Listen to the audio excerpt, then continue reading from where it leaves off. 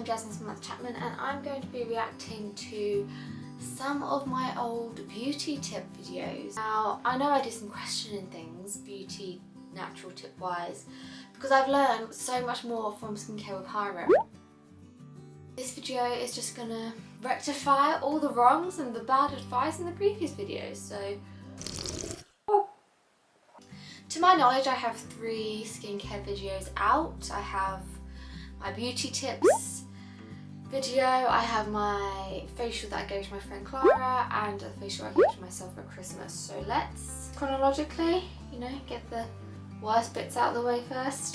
Skincare with Hyram is even on my top suggested, okay. My channel, videos. Here we go. Ready? Because I'm not. I'm gonna mainly focus on the skin and the hair. First up, who is this girl? Good, I'm gonna go on this side actually, because I've plucked this eyebrow today and it doesn't look very good. Alright, let's carry on. It's apple cider vinegar, but with the mother ingredient in. So you can use this as like a hair rinse after you've blended that you need for your hair, which also makes it really good for your face and your skin as well, so you can mix it in. It will be one of those ingredients that will be better if it's mixed into like a dermatologically studied product, not just like raw out of the bottle, because I guess the concentration would be too high for the skin to handle. Oh, how many times do I have to say this? This is not going to be effective, okay? You are far better off eating those ingredients than you are putting that stuff on your face.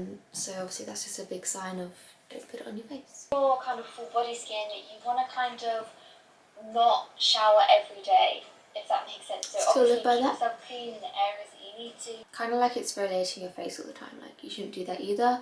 So yeah, just don't scrub your skin every day no matter where on your body it is. So something you can use on your skin to kind of calm it down and reduce spots is lavender oil. Night calming products, lavender is typically what's included, which is a fragrant ingredient, basically an essential oil that can be highly irritating to the skin and just not necessary. While yes, I do think the smell of lavender does help in terms of going to sleep, you can put that in a diffuser, not directly on your skin. However, when I do put lavender oil on a spot, it literally cleans it up. So if it works for you, it works for you. Dilute this before putting it on your skin. So yeah. What I do is it burns, it's not good. Get a bit of coconut oil, put that all over, and then put 1 or 2 drops of lavender oil, rub it in my hands. Again, coconut oil, Hyram has said that it's not very good for your face. I still use coconut oil to take my makeup off. I don't use it. I guess actually if I'm going to get in the bath, I might put coconut oil on, because it does have natural antibacterial properties and low-key moisturising, but an oil is quite thick and will clog up your pores. So yeah, you can use it like if you're going to cleanse then afterwards, but don't use it as like a moisturiser or as like an end tool. So kind of like a homemade face mask that you could try is cinnamon and honey. It's really good for kind of bringing all the badness of the pores out. But don't pop the spots. You can use like a homemade spa treatment is using Himalayan salt as an exfoliant. So I do this when I give myself some face. Don't do that. Basically, what I thought was that yeah, it's rough, but it will kind of like sink into the skin because it's salt, it will dissolve. But if it doesn't do that, then they're big shards, they're not like round or equal in size or equal in shape. So they can break the skin, like go too deep into the skin, and create issues with your pores. This is just quite embarrassing now I know more about skincare. But also, yeah, it might be a natural cleanser, but also you need to kind of get away from the fact because it is naturally cleaning, you don't want to put it on your face because you don't know the concentration of things in relation to your skin. It can be quite rough as well, obviously because it's salt and it's not kind of as soft as the plastic balls you would get in other exfoliators, but it is... Actually, I make a good point here. I knew, so saying this, I knew it wasn't as good as exfoliators you would buy from a shop. However, I really did want to get away from plastic and all the environments. When I went into ethical living, I basically went completely natural because that was the only way I could tell if things were ethical, like if it didn't have any animal products in, if it wasn't tested on animals, if it didn't have palm oil in, you know, like things like that. So I guess it is a good place to start, definitely, rather than just, you know, buying into these bad things. But yeah, don't put salt on your face. Okay, I'm going to stop that there because that, I know for a fact, that is all the skin care stuff I talk about in that video. Make sure you always have clean hands before touching someone's face. Yes, including your own. Massage hairline, such an underrated massage. It is. Green tea and boiling water. To be fair, I still do this now. I like the steaming sensation. I'll let it cool off. So don't actually put boiling water on your face. But Hyram has taught me that although steam doesn't open the pores, it does help break down the dirt, which makes it easier to clean your face. So I still do this, and it also is quite nice and relaxing. So if you are giving yourself a facial, it's not so bad. Just dabbing that lightly. And you can actually see it. It is very light. I'm not rubbing it on the skin. So this, so far so good, you know. I think it's just the ingredients really. So I need the basics. It's alright, it's alright. Coconut oil for moisture, antibacterial and soothing. I mean, again, like I said in the last video, if I'm using coconut oil at this stage rather than at the end. So I do know that I follow up with a cleanser after this, so I'm not so mad at this step. However, Clara does have oily skin, and I probably should not have used coconut oil on her. Oh, true, coconut oil allows for a light massage because you're not pulling on the skin as much, because it's soother. Add and heat to oil gives a tingling sensation, penetrating the skin, and leaves skin so soft. I mean, yeah, it does. And I guess it doesn't have any fragrant like peppermint or anything menthol. So yeah, I'd still go ahead with this. I like this idea. Hyram, let me know if I shouldn't be doing that, but I'd still do that now, even just for the relaxation effects. Oh, this is the salt, isn't it? Oh. Salt will dissolve better if skin is wet or damp. Don't put salt on your skin if it is dry. Don't put salt on your skin if it's wet or damp either, but be careful not to rub too hard, otherwise it'll break the skin. Okay, so I wasn't stupid as I thought. I still had some kind of understanding. I just didn't know much about concentrations or kind of like shape of exfoliants and how to exfoliate properly, but I'm not too mad at this, you know, like don't put salt on the skin, but if this was like a dermatologically tested product, then I think the application of it's pretty good. But yeah, so when I do facials, I use only green tea water rather than just normal water, because you know, you don't really use normal water on your face every day, but infused with green tea, you don't use that often, so I've tried to do that as much as possible. And yeah, and I like to put the actual tea bags on the face. As far as I'm aware, this isn't bad, like concentration wise. And I love putting the tea bags on the eyes because it definitely reduces dark circles. Okay, dry brush. Now I probably shouldn't have done this and the salt. Maybe one or the other. But actually you can see I'm being quite light with it as well, which is good. The application is good. Exfoliation and blood flow, but I've just done a massage for blood flow and salt for exfoliation. So I'm stripping her skin basically by doing this. Be gentle, especially around the eyes. Absolutely. Still good advice. Just a bit ignorant to things. Oh, and like rubbing it into the hairline. Love that. Love that feeling. Although I guess the grease from overdoing the hair and then putting it back on the skin probably isn't a very good idea.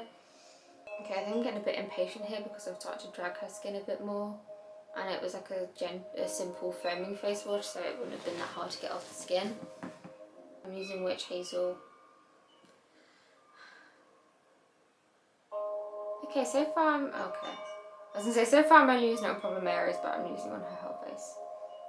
I'm dragging it rather than dabbing it.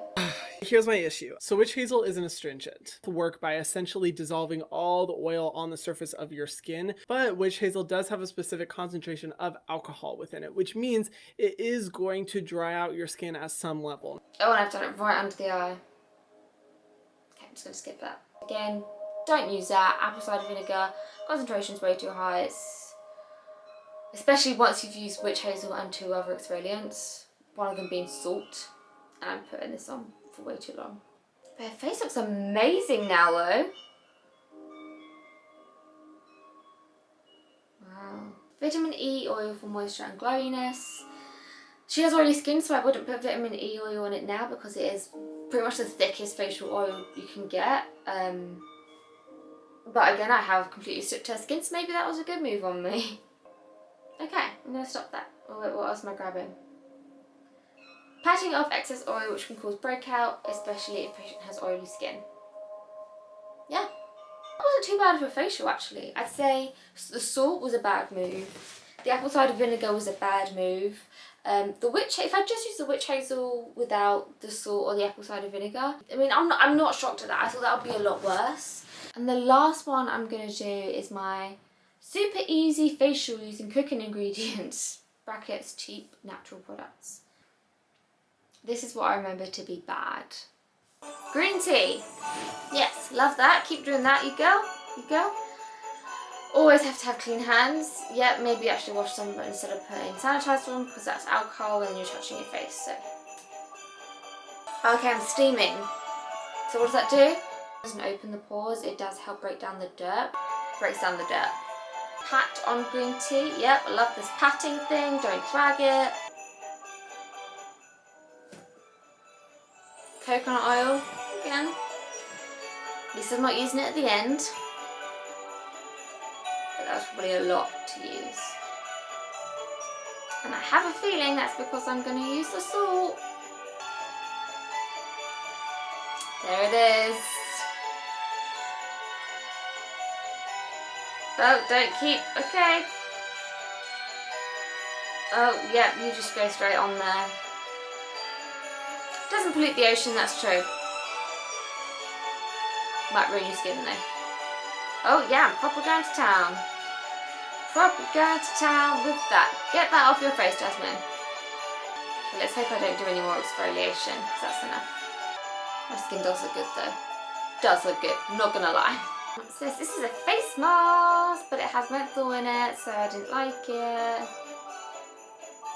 And I put face mask on my lips as well, even though everyone says don't. I do.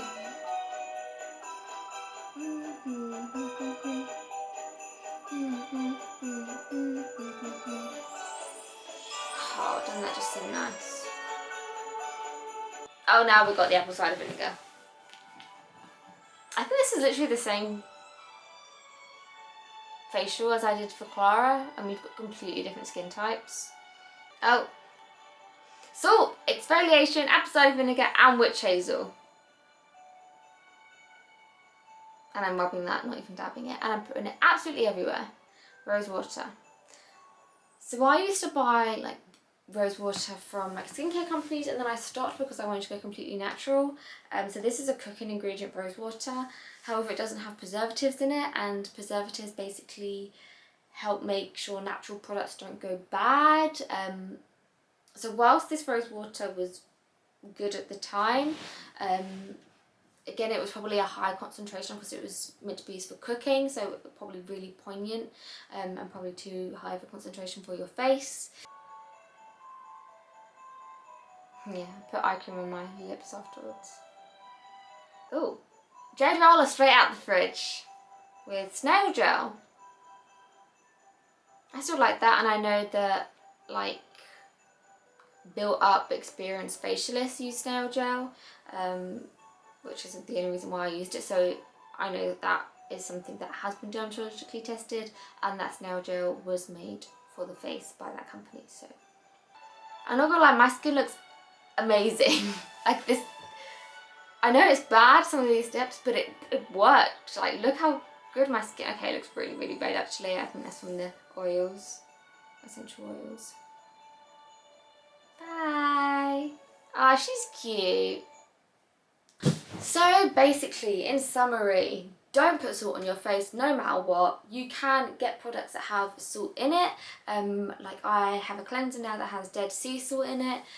but it's completely creamy, it's not exfoliation or harsh at all. So salt can have good benefits, but just make sure that it's been tested, the concentration is safe for your skin. Apple cider vinegar, don't put that on your face. I mean, I would suggest, like, if things work for you, then keep using it, unless it's something stripping or drying or that's going to sensitize your skin, because then you're going to get like sun damage a lot easier, aging a lot quickly. So yeah, that's my updated tips and kind of rectifying the bad tips I gave previously. But thank you so much for watching. Hope you are doing good. Bye.